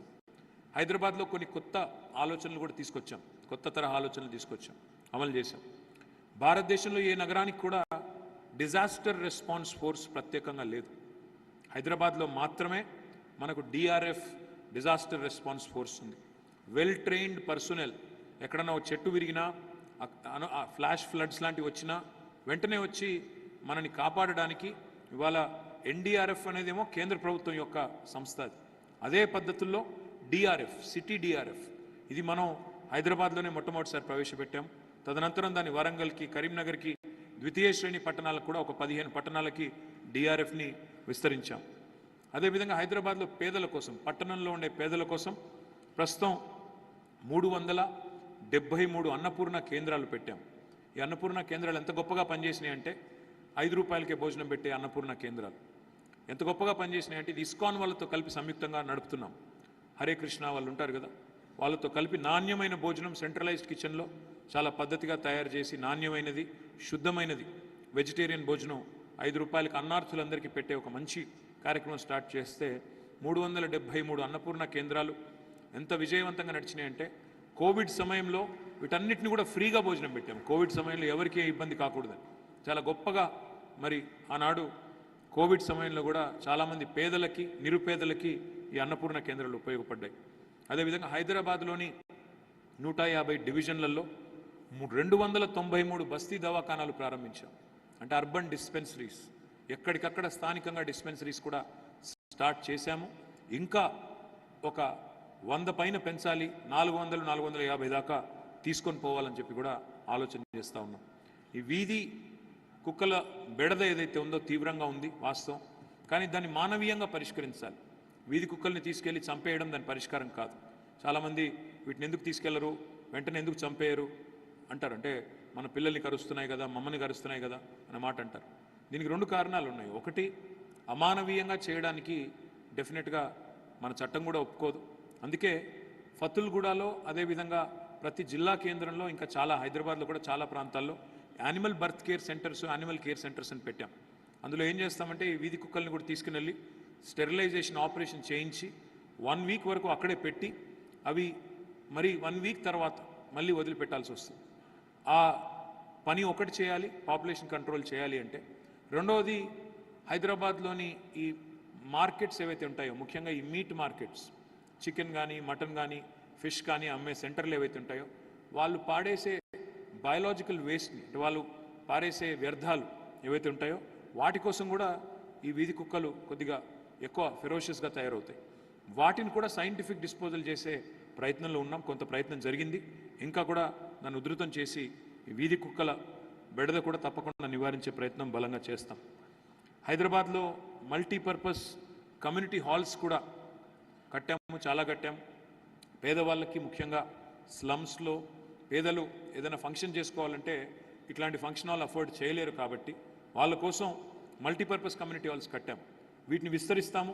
ఇంకా ఎక్కడ 2000 గజాల స్థలం దొరికినా తప్పకుండా మల్టీపర్పస్ కమ్యూనిటీ హాల్స్ ప్రతి కాలనీలో కూడా కట్టే ప్రయత్నం బలంగా చేస్తాం. అదే మాదిరిగా దేశంలోనే మొట్టమొదటి పెట్ పార్క్, మనకుండే పిల్లులు కావచ్చు, కుక్కలు కావచ్చు, మనం పెంచుకునే పెట్ పేరెంట్స్ ఎవరైతే ఉంటారో వాళ్ళ కోసం ఒక పెట్ పార్క్ కూడా పెట్టాము. పెట్ క్రిమటోరియం కూడా పెట్టాము, యానిమల్ క్రిమటోరియం కూడా పెట్టాము. అంటే కేవలం మనుషుల్నే కాదు, అదేవిధంగా మనం పెంచుకునే పెంపుడు జంతువులను కూడా మానవీయంగా వాటిని చూసుకోవాలి అనే ఒక సదుద్దేశంతో ఇవన్నీ కూడా చేశాం. స్పోర్ట్స్ కాంప్లెక్సెస్ కూడా కట్టాము, కానీ ఇంకా సరిపోవు. నన్ను అడిగితే హైదరాబాద్ సిటీ భవిష్యత్తులో 2036లో ఒలింపిక్స్ హోస్ట్ చేసే నగరంగా ఎదగాలి. దానికోసం ప్రత్యేకంగా ఇంకా ఆధునికమైన స్పోర్ట్స్ స్టేడియంస్ కూడా నిర్మాణం చేయాలి. ఇది నా కళ వ్యక్తిగతంగా. తప్పకుండా ఆ దిశగా కూడా బలమైన ప్రయత్నం ప్రారంభిస్తాం. ఎందుకంటే మౌలిక వసతులు అడ్రస్ చేసుకున్న తర్వాత, నీళ్లు, కరెంటు, అదేవిధంగా సివరేజ్ ట్రీట్మెంటు, ఇట్లాంటి కొన్ని మౌలికమైన వసతులు టేకప్ చేసిన తర్వాత డెఫినెట్గా భవిష్యత్తు వైపు దృష్టి సారించినప్పుడు మనం ఈ స్పోర్టింగ్ ఫెసిలిటీస్ కూడా ఇంకా విస్తృతంగా పెంచాల్సిన అవసరం ఉంది. తప్పకుండా ఆ దిశగా ఆధునికమైన స్పోర్ట్స్ కాంప్లెక్సెస్, స్టేడియం నిర్మాణం, ఉన్న వాటిని బాగు చేయడం, ఎల్బీ స్టేడియం కానీ, ఉప్పల్ కానీ, వాటిని కూడా బాగు చేయడం, ఇవన్నీ కూడా వచ్చే టర్మ్లో ప్రయారిటీ కింద తీసుకుంటాం. మీకు తెలుసు, మొత్తం స్వాతంత్రం వచ్చిన నాటి నుంచి మొన్నటి దాకా హైదరాబాద్లో ఉన్న గవర్నమెంట్ హాస్పిటల్స్ 3, అంటే మిగతా చిన్న ఉన్నాయి 3 ప్రధాన ఆసుపత్రులు, Osmania, Gandhi, Nizam's institute of medical sciences, NIMS. ఈ 3 మెయిన్. ఇంకా చిన్నవి ఉన్నాయి. చిన్నపిల్లల కోసం నిలోఫర్ ఉంది, క్యాన్సర్ ఉంటే ఎంఎన్జే క్యాన్సర్ ఉంది, కంటి జబ్బులకైతే సరోజినీ దేవి ఉంది. కానీ ముఖ్యమంత్రి గారు కోవిడ్ తర్వాత ఒక నిర్ణయం తీసుకున్నారు. మళ్ళీ కెపాసిటీ సరిపోవట్లేదు, భవిష్యత్తులో దీన్ని విస్తరించాలని ఆలోచన చేసి నిమ్స్ తరహాలోనే, ఎయిమ్స్ తరహాలోనే, all India institute of medical sciences తరహాలోనే Telangana institute of medical sciences అని పెట్టి కేవలం ఒకవైపు కాకుండా 4 వైపులా ఇవాళ కొత్త టిమ్స్ నిర్మాణం జరుగుతూ ఉంది. మీరు చూసినట్టయితే తూర్పు హైదరాబాదులో గడ్డి అన్నారం ప్రాంతంలో ఇవాళ 1000 పడకల ఆసుపత్రి టిమ్స్ ఎల్బీ నగర్ నిర్మాణం జరుగుతోంది. అదేవిధంగా ఉత్తర హైదరాబాద్ మీరు చూసినట్టయితే మీ మల్కాజ్గిరి, మేడ్చల్ దగ్గర టిమ్స్ ఇవాళ అల్వాలలో 1000 పడకల ఆసుపత్రి అక్కడ కూడా నిర్మాణం జరుగుతూ ఉంది. మరొక వైపు సెంట్రల్ హైదరాబాద్లో సనత్ నగర్లో, ఎర్రగడ్డలో మరొక టిమ్స్ హాస్పిటల్ నిర్మాణం జరుగుతోంది. పశ్చిమ హైదరాబాద్లో మీకోసం ఆల్రెడీ గచ్చిబౌలిలో ఉన్న ఒక మన కోవిడ్ సందర్భంగా ఏదైతే దాన్ని కన్వర్ట్ చేశామో స్పోర్ట్స్ హాస్టల్ని, దాన్నే టిమ్స్ హాస్పిటల్గా కంటిన్యూ చేస్తున్నాం. ఈ రకంగా కొత్తగా 4000 పడకలు యాడ్ చేస్తూ ఉన్నాం. దాంతోపాటు నిమ్స్ హాస్పిటల్ ఏదైతే ఉందో Nizam's institute of medical sciences, దానిలో కూడా మరొక 2000 పడకల బ్లాక్ని కొత్తగా ఎర్రమంజిల్ ఏరియాలో ఆ క్వార్టర్స్ ఏవైతే గవర్నమెంట్ క్వార్టర్స్ ఉండేదో వాటిలో కొన్ని తొలగించి అక్కడ ఒక 2000 పడకలు యాడ్ చేస్తూ ఉన్నాం. అంటే తద్వారా ఏమవుతుంది అంటే 6000 పడకలు కొత్తగా హైదరాబాద్లో ఇక్కడ ఉండే పట్టణంలో ఉండే పేదల కోసం, ఏ మూలను ఉన్న వాళ్ళు ఆ మూలలో ఉండే హాస్పిటల్కి చేరుకునే విధంగా 6000 పడకలు సెంట్రల్, నార్త్, ఈస్ట్, వెస్ట్ అన్నీ కూడా కవర్ చేస్తూ, సౌత్ అన్నీ కవర్ చేస్తూ పెట్టుకుంటా ఉన్నాం. ఉస్మానియాను కూడా ఆధునికంగా, ఉస్మానియా హాస్పిటల్ కూడా ఎందుకంటే సౌత్ వైపు ఉంది కాబట్టి ఆధునికంగా కొత్తగా కట్టబోతూ ఉన్నాం. ప్రతి నియోజకవర్గానికి సౌత్ హైదరాబాద్లో ఓల్డ్ సిటీలో ప్రతి నియోజకవర్గానికి కూడా ఒక 100 పడకల ఆసుపత్రి కూడా ముఖ్యమంత్రి గారు మంజూరు చేశారు. వాటిని కూడా తప్పకుండా రాబోయే సంవత్సరంన్నర కాలంలో నిర్మాణం పూర్తి చేస్తాం.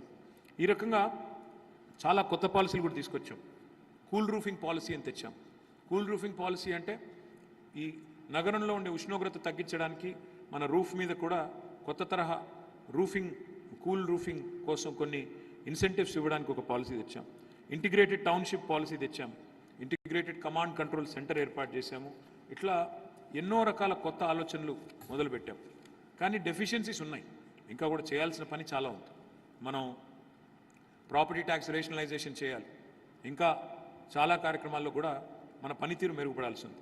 నేను మీ అందరినీ ప్రార్థించేది ఒకటే, మిమ్మల్ని అందరినీ కోరేది ఒకటే, మేమేమీ పొరపాట్లు చేయలేదు, మేమేమి తప్పులు చేయలేదు, మేమేమి మిస్టేక్స్ చేయలేదు అని నేను చెప్పను. అందరం మనుషులమే, మా వల్ల కూడా కొన్ని పొరపాట్లు అయ్యే ఉంటాయి, మా వల్ల కూడా కొన్ని తప్పులు జరిగే ఉంటాయి. జరగలేదు అని నేను చెప్తే తప్పు అవుతుంది.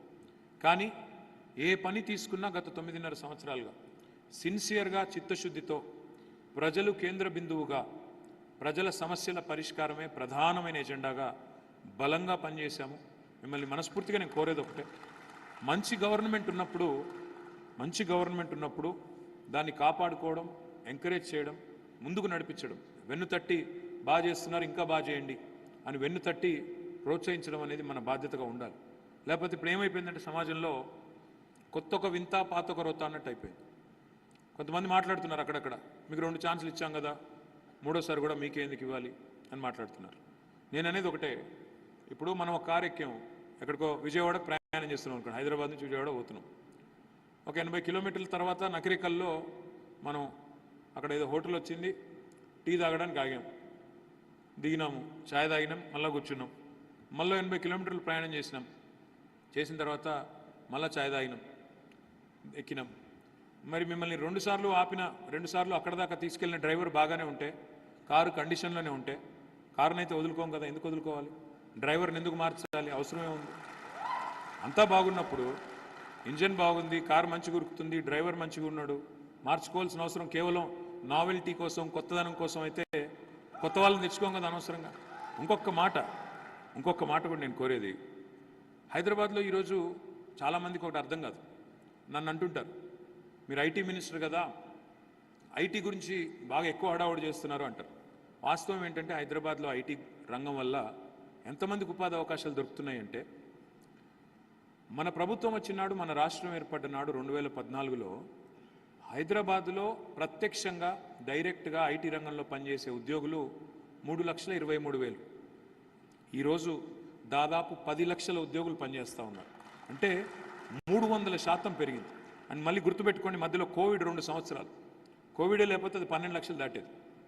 మనం వరుసగా 2 సంవత్సరాలు భారతదేశంలో ఏ నగరం సాధించిన ఘనత సాధించాం. బెంగళూరును కూడా ఉపాధి కల్పనలో, టెక్నాలజీ జాబ్స్ విషయంలో గత 2 సంవత్సరాలు బెంగళూరును కూడా దాటేశాం. లాస్ట్ ఇయర్ 33% ఉద్యోగాలు భారతదేశంలో టెక్నాలజీ రంగంలో ఎక్కడి నుంచి వచ్చినాయంటే మన నగరం నుంచి వచ్చినాయి. ఈ సంవత్సరం 44% ఉద్యోగాలు టెక్నాలజీ రంగంలో మన నగరం నుంచి వచ్చాయి. ఆ టెక్నాలజీ రంగంతో నాకేం సంబంధం అని మీరు అనుకోవచ్చు. ఏం సంబంధం అంటే ఒక్క ఐటీ జాబ్ పరోక్షంగా 3-4 పరోక్ష ఉపాధి అవకాశాలు సృష్టిస్తుంది. ఎట్లా? ఈ ఐటీ ఉద్యోగులు ఈ 10 లక్షల మందే కదా. అపార్ట్మెంట్లు ఎవరు కొంటున్నారు? హోటళ్ళకి ఎవరు పోయి తింటున్నారు? ట్రావెల్ ఎవరు చేస్తున్నారు? సినిమాలు, షికారులు, షాపింగ్లు. హైదరాబాద్లో ఈ పరోక్షంగా వచ్చే ఉపాధి నిర్మాణ రంగంలో కానీ, హాస్పిటాలిటీలో కానీ, టూరిజంలో కానీ పరోక్షంగా వచ్చే ఉపాధి అవకాశాలు చూడండి. అంటే ఒక రంగం ఉధృతంగా ముందుకు పోతుంటే దాని పర్యవసానంగా, దాని ఇంపాక్ట్గా ఇవాళ పలు రకాల ఉపాధి అవకాశాలు సృష్టించబడతా ఉన్నాయి. దాన్ని మనం మర్చిపోకూడదు. ఇంకోవైపు జినోమ్ వ్యాలీ ఈరోజు ప్రపంచానికే వ్యాక్సిన్ రాజధానిగా మారింది. ప్రపంచంలో వాడుతున్న వ్యాక్సిన్లలో 3వ వంతు మన హైదరాబాద్లో తయారవుతున్నాయంటే అది మనందరికీ గర్వకారణం. We're the vaccine capital of the world. 900 కోట్ల డోసుల వ్యాక్సిన్ ప్రతి సంవత్సరం మన హైదరాబాద్ నుంచి ఉత్పత్తి అవుతుంది. ఇది మనందరికీ గర్వకారణం. అక్కడ కూడా 4 లక్షల మంది పిల్లలు పనిచేస్తూ ఉన్నారు లైఫ్ సైన్సెస్ రంగంలో, జినోమ్ వ్యాలీలో. అదేవిధంగా ఫార్మా ఇండస్ట్రీ మొత్తం కలిపితే 4 లక్షలు. అంటే ఒక ఐటీ రంగంలో 10 లక్షలు, లైఫ్ సైన్సెస్లో 4 లక్షలు, ఇంకా ఇతర రంగాల్లో మిగతా వాళ్ళు చాలామంది ఉన్నారు. నేనేమంటున్నా అంటే ఇవన్నీ కూడా ఈ రంగాలు, లైఫ్ సైన్సెస్ కానీ, అదేవిధంగా ఐటీ కానీ, ఏరోస్పేస్ లాంటి రంగం కానీ, టెక్స్టైల్స్ కానీ, లాజిస్టిక్స్ కానీ, ఇంకా ఇతర రంగాలు, ఆటోమొబైల్స్ కానీ, ఇవన్నీ పెరిగితేనే రాష్ట్రం యొక్క సంపద పెరుగుతుంది. ఇవాళ తెలంగాణలో మీకు అరుదైన ఒక సమతూకం కనబడుతుంది. నన్ను ఎవరైనా అడిగితే ఏంటి తెలంగాణ మోడల్ అంటే నేను ఒకటే చెప్తాను. Telangana model is a holistic, integrated, inclusive, balanced model. అంటే ఏంటి?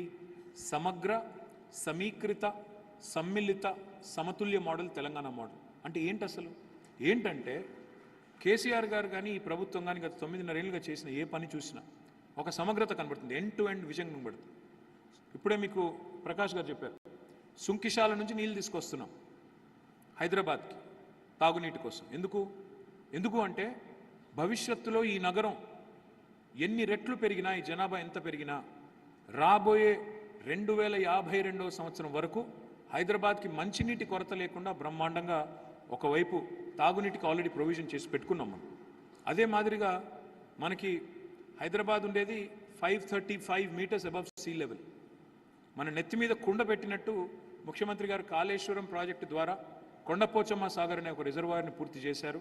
మనం 535 మీటర్స్లో ఉంటే కొండపోచమ్మ సాగరు 618 మీటర్ల మీద ఉంటుంది.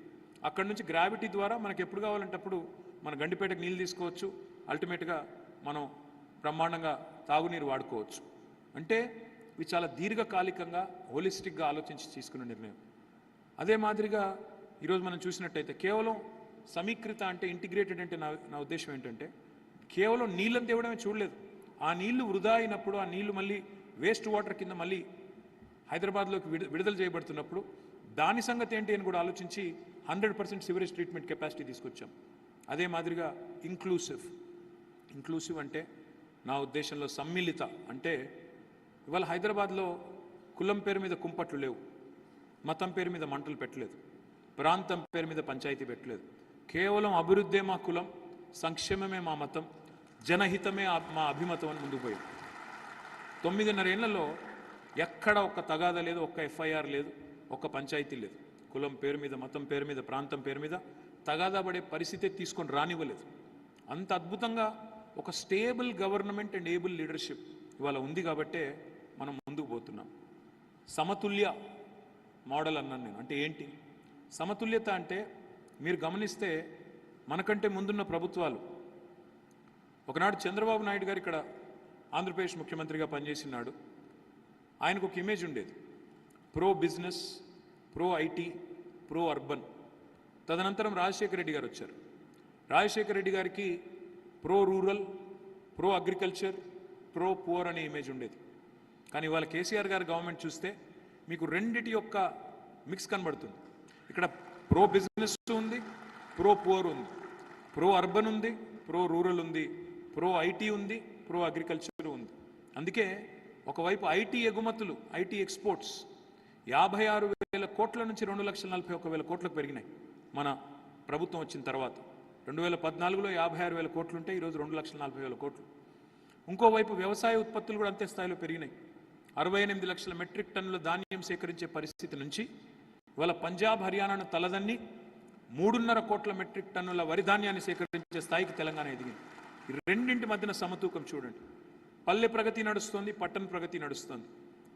మన జనాభా భారతదేశంలో 2.5%, 3% కంటే తక్కువ జనాభా ఉన్న తెలంగాణ భారతదేశంలో జాతీయ పంచాయతీ అవార్డ్స్ వస్తే 30% అవార్డులు మనకు వస్తూ ఉన్నాయి.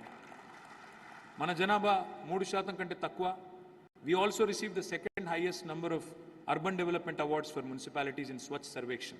ఇది చిన్న విషయం కాదు, మాటలతో అయిపోయే విషయం అయితే మాకంటే ముందు నాళ్ళు కానీ చేసి ఉండాలి. కరెంటు తేవడం చిన్న విషయమే, నీళ్లు తేవడం చిన్న విషయమే, ఈ సమతూకం తేవడం చిన్న విషయం అంటే చిన్నది కాదు. ఇండస్ట్రీ వస్తుంది, ఎకనామిక్ ప్రాస్పెరిటీ పెరుగుతుంది. ఇంకోవైపు ఎన్వైరన్మెంట్ని కూడా మేము వదిలిపెట్టలేదు. 7.7% గ్రీన్ కవర్ పెంచి భారతదేశంలోనే అత్యధికంగా గ్రీన్ కవర్ పెంచిన రాష్ట్రం హరితహారం కార్యక్రమం ద్వారా తెలంగాణ. గర్వంగా చెప్పుకోవచ్చు. వాళ్ళు జనరల్గా ఏ ముఖ్యమంత్రి కూడా చెట్లను పట్టించుకోరు. చెట్లు పెట్టాలి అని ఒక కమ్యూనిటీని ఓరియంట్ చేసి ముందుకు తీసుకెళ్లరు. ఎందుకంటే చెట్లకు ఓట్లు ఉండవు. కానీ మన ముఖ్యమంత్రి గారు భవిష్యత్ తరాల గురించి ఆలోచించే ముఖ్యమంత్రి కాబట్టి, భవిష్యత్ గురించి ఆలోచించే ముఖ్యమంత్రి కాబట్టే హరితహారం అనే కార్యక్రమాన్ని కూడా 280 కోట్ల మొక్కలు మనం గత 5-6 ఏళ్లుగా పెట్టుకున్నాం. ఈ రకమైన సమతూకం ఇవాళ భారతదేశంలో ఎక్కడా లేదు. Telangana is a no nonsense state. ఇక్కడ ఎవరేం తినాలి, ఎవరేం బట్టలు వేసుకోవాలి, ఎవరేం మాట్లాడాలి, ఆ పరిమితులు లేవు. ఇక్కడ వాక్ స్వాతంత్రం ఉంది. ముఖ్యమంత్రి గారిని కూడా తెల్లారలేస్తే బూతులు తిట్టే వాళ్ళు చాలామంది ఉన్నారు. అయినా ఓపికగా భరిస్తున్నాం. వేరే రాష్ట్రాల్లో ఆ పరిస్థితి లేదు. ముఖ్యమంత్రి గారిని ఏమన్నా అంటే తీసుకెళ్ళి లోపల పారేస్తారు. అట్లాంటి పరిస్థితి. నా పాయింట్ ఏంటంటే ఇవాళ ఇక్కడ హలాల్ పేరిట, హిజాబ్ పేరిట పిచ్చి పంచాయతీలు లేవు. హిందూ ముస్లిం పంచాయతీ లేదు. ప్రాంతం పేరు మీద తనుకోవడం లేదు. కేవలం సింగిల్ మైండెడ్ ఫోకస్, మా నగరం బాగుండాలి, మా రాష్ట్రం బాగుండాలి, ప్రజలు బాగుండాలన్న ఫోకస్ తప్ప వేరే ఫోకస్ లేదు. మరి చక్కగా పరిపాలించిన ప్రభుత్వాన్ని చిన్న చిన్న లోటుపాట్లు ఉంటే, చిన్న చిన్న అసంతృప్తులు ఉంటే అది కామన్. ఎట్లా ఉంటుందంటే 1,00,000 డబుల్ బెడ్రూమ్ ఇల్లు కట్టాము, ఒక 70,000 ఇచ్చాం. వచ్చే టర్మ్లో కూడా 1,00,000 డబుల్ బెడ్రూమ్ ఇల్లు మళ్ళీ ఇవ్వాలనుకుంటున్నాం. రాని వాళ్ళు కొంత నారాజు ఉంటారు, న్యాచురల్ అది. అయ్యో నాకు రాలేదు, మరి నేను అప్లై చేసుకున్నాను నాకు రాలేదు. డెఫినెట్గా నేను చెప్పేది ఒకటే, అలకలు అసంతృప్తులు ఉన్నా మరి భారతదేశంలో 2 BHK అనే కార్యక్రమం ఎవరు ఆలోచించలేదు కదా. ఇంతవరకు ఎవరు అట్లాంటి ఆలోచన కూడా చేయలేదు కదా. ముఖ్యమంత్రి కేసీఆర్ గారు తీసుకున్న ఎన్నో నిర్ణయాలు, అందులో చిన్న చిన్న చిక్కులు చికాకులు ఉండొచ్చు. కానీ అల్టిమేట్గా మీరు చూసినట్టయితే లార్జర్ ఇంట్రెస్ట్లో ఆలోచించినట్టయితే ఈ ప్రభుత్వం వల్ల మనం బాగుపడ్డామా, మనకేమైనా నష్టం జరిగిందా అని ఆలోచిస్తే ఉండవచ్చు. కాలనీ రోడ్ల విషయంలో ఇబ్బందులు ఉండొచ్చు, కాలనీలో ఉండే కొన్ని పార్కుల విషయంలో చిన్న చిన్న చికాకులు ఉండొచ్చు, నేను కాదనట్లేదు. By no way I'm I saying or claiming that we are perfect, 100% perfection ఉంది అని నేనేం చెప్పట్లేదు. నేను అట్లా ఏమీ అతిశయోక్తికి పోను. వీ మే హ్యావ్ డెఫిషియన్సీస్, నేనేం లేదు అని నేను చెప్పట్లేదు. కానీ వీఆర్ సిన్సియర్. తప్పకుండా కోర్స్ కరెక్షన్కి భవిష్యత్తులో చిన్న చిన్న మిస్టేక్స్ ఏమైనా ఉంటే రెక్టిఫై చేసుకోవడానికి కూడా ఓపెన్గా ఉన్నాం, ఓపెన్ మైండ్తో ఉన్నాం. నా విజ్ఞప్తి దయచేసి హైదరాబాద్లో మరి ఎందుకో కానీ ఊర్లలోనేమో ఓటింగ్ అంటే అందరూ బ్రహ్మాండంగా వచ్చి పాల్గొంటారు. హైదరాబాద్లో మాత్రం చదువుకున్న వాళ్ళు రారు. ఇప్పుడు ఇక్కడ వచ్చిన వాళ్ళలో సగం మంది రారు ఓట్లకు, అది నా బాధ. ఇక్కడ వచ్చారు, చప్పట్లు కొట్టారు, విన్నారు. మరి నవంబర్ 30 నాడు బయటికి వచ్చి ఓటైపోతే ఒకటే గుర్తుపెట్టుకోండి, in a democracy only those people who show up. In a democracy only those people who show up count. మిగతా వాళ్ళు మనం తర్వాత ఎంత అరిచి గీ పెట్టినా, ట్విట్టర్లో తిట్టినా, ఫేస్బుక్లో తిట్టినా waste.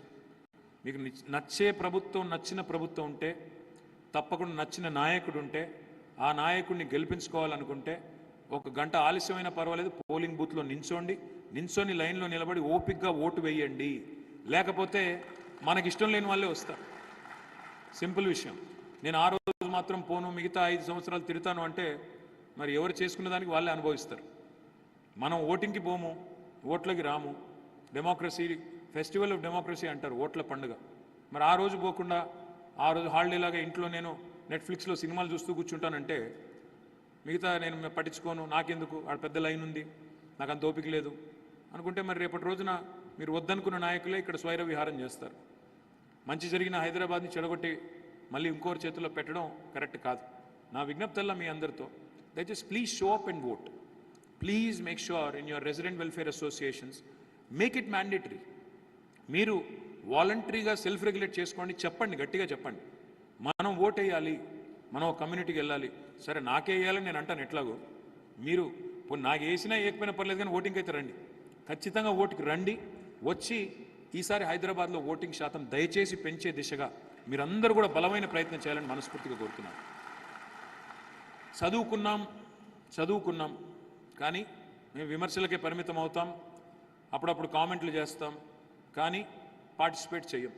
This is not right.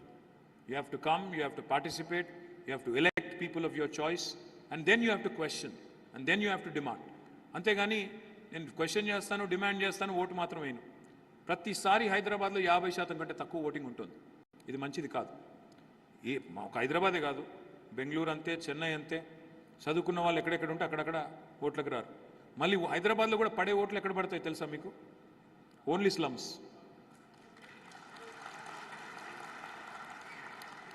చదువుకున్న వాళ్ళు ఉండే కాలనీలోకి వెళ్ళి బయటికి రారు. అదేం జాడ్యమో అదేం జబ్బో నాకైతే తెలియదు. ఒక గంట లేదా ఓపిక, ఒక గంటన్నర ఓపిక చేసుకొని బయటకు వచ్చి మనకు ఎలాంటి ప్రభుత్వం కావాలి, ఎలాంటి వాళ్ళు మనను రేపటి రోజున ఒక 5 సంవత్సరాలు ఎవరి చేతుల్లో రాష్ట్రం పెట్టాలి అనేది కూడా ఆలోచించేంత ఓపిక లేకపోతే ఎట్లా? So my humble appeal to all of you, if you vote for me I'll be happy, even if you don't vote for me. మళ్ళీ చెప్తున్నా, that's okay, but come and vote, come and show up and make sure your vote matters in a democracy. Thank you very much. జై తెలంగాణ. అద్భుతమైన స్ఫూర్తిదాయక సందేశానికి ధన్యవాదాలతో ఇప్పుడు vision statement గౌరవనీయ మంత్రి గారికి అందజేస్తారు ఈ resident welfare association youth team, అలాగే మరి సెక్రటరీ, వేదికపైన వాళ్ళు కలిసి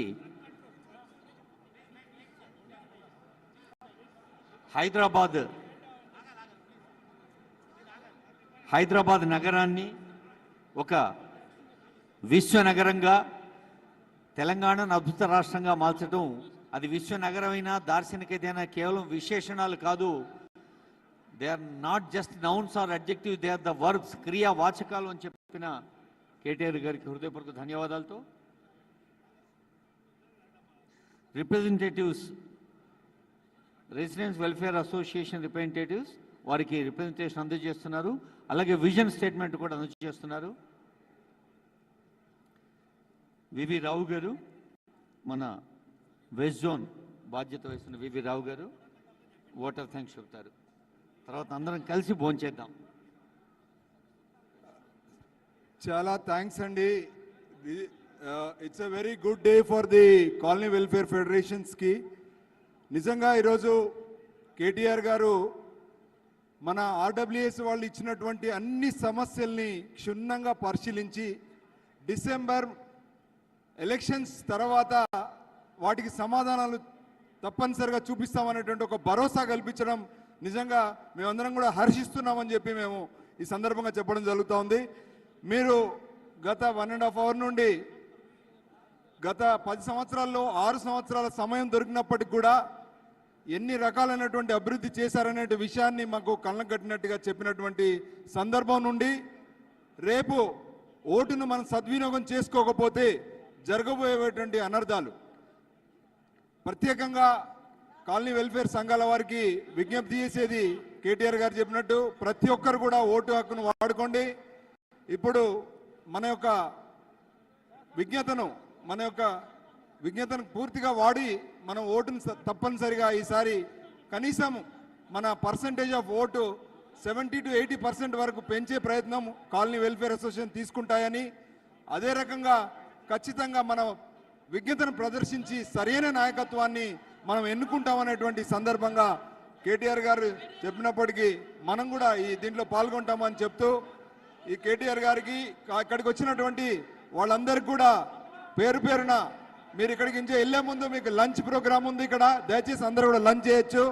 కార్యక్రమంలో పాల్గొన్నటువంటి కేటీఆర్ గారికి, ప్రకాష్ గారికి, తర్వాత శశాంక్ గారికి, దక్షిణామూర్తి గారికి, బిటి శ్రీనివాస్ గారికి, శివకిరణ్ గారికి, గీతా మేడం గారికి, మధులిక గారికి, రమణ గారికి, అందరికీ పేరు పేరున మరొకసారి మీకు కృతజ్ఞతలు తెలుపుతూ ఇక్కడ భోజనాలు భోజనం చేసి వెళ్ళవలసిందిగా కోరుతాను.